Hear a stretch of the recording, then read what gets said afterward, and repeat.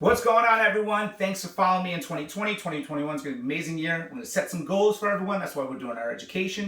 And the first one, of course, we're going to start out with is buying a house in 2021. And I'm kind of going to go over everything with you from A to Z. And then at the end, I'll explain what I meant by what does the 32-inch waist have to do with buying a house, right?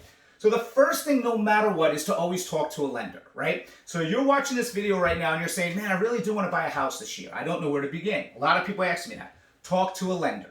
The reason you're going to talk to a lender is you're going to find out, first and foremost, are you qualified? If not, what they have to do to get you to be qualified. And if you are, what loan's better for you? And then they're going to talk about down payment and everything. I'll go over that last, right? So how much money you need down versus closing costs.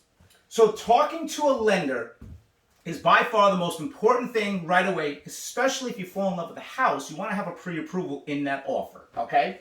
So you talk to a lender, you get your financing together, you're ready to go, okay? You go out and start looking for homes. You find a house that you like. You want to put an offer on. I'm going to tell you right now, and I'll go over this in another video, the contracts that we use 99% of the time protect the seller and protect the buyer. So as a buyer, don't be afraid to make an offer even if the seller accepts it, because you're not obligated to buy it within a certain time frame. I'll go over that in another video, but a lot of times people are nervous. Don't be nervous. This is why call me, because I can explain all that to you. You find a house you love. Let's say it's $200,000, right?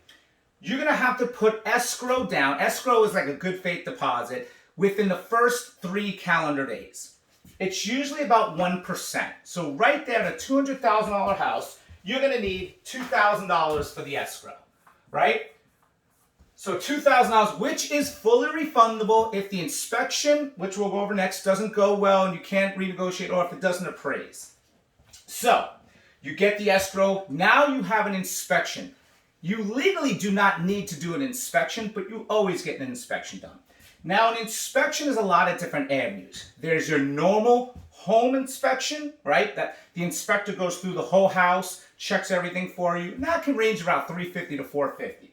Within that, you can get wind mitigations for insurance, 4 points, WDO, wood destroying organisms, if it's on a septic, well test. So there's other tests that are involved. Some you need for the insurance, and some are just if you want to do your inspections. Always get an inspection. So let's just say at most you're looking at $600, right? So you got $2,000 for the escrow, $600. Now, you're moving forward, everything's going good, you're getting the paperwork over to the bank. The bank is going to require an appraisal. You have to pay for that. $450, let's say.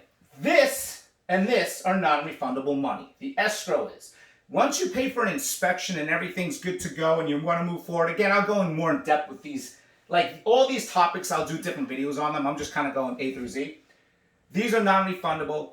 You know, you pay for the appraisal. If it doesn't appraise and the deal falls apart, you're out the money.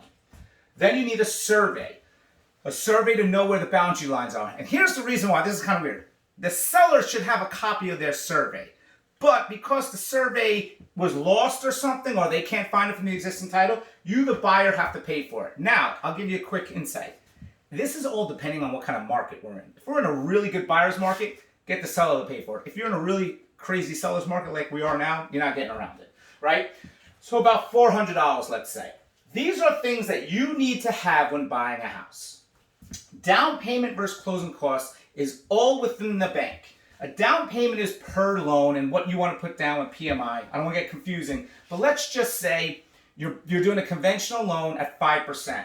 If you're buying a $200,000 house, you're going to need $10,000 for your down payment, which is going towards equity, okay? It's an equity, investment.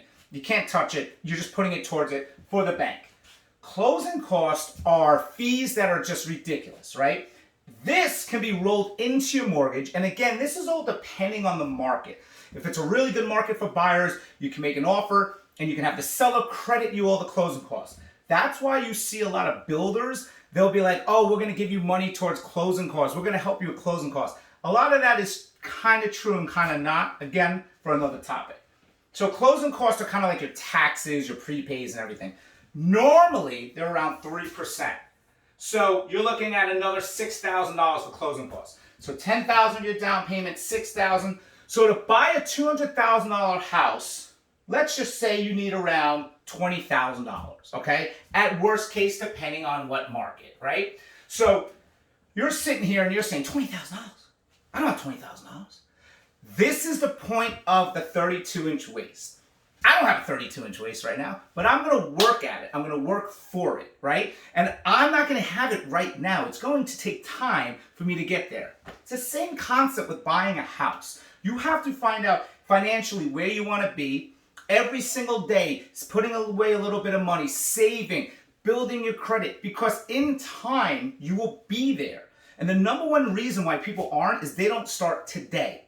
I have these conversations constantly with people. Start now, start now, start now. A year down the road, oh, no. And now all of a sudden they walk into their house of their dreams and they're like, I should have started. It goes with weight loss. It goes with saving for a vacation, saving for a house, education, going back to school. Start today. Because 2020, even though it might have been a horrible year for a lot of people, it kind of went pretty fast, right? And if you look back, you go, wow, I can't believe how fast time's going. It's the same thing about buying a house, saving money, getting into a 32-inch. You'll get there within no time. But if you start now, by the time you're there, you're good. You save the money. You have it. So this is why we're doing educations for you to understand how to do everything today. So buying a house, from escrow, inspections, appraisals, surveys, down payments, we'll go over all that in depth. Each day, I'll do 2 or 3 a week education. If you want to learn anything, we'll do it for you, or we'll meet with you and do a free consultation.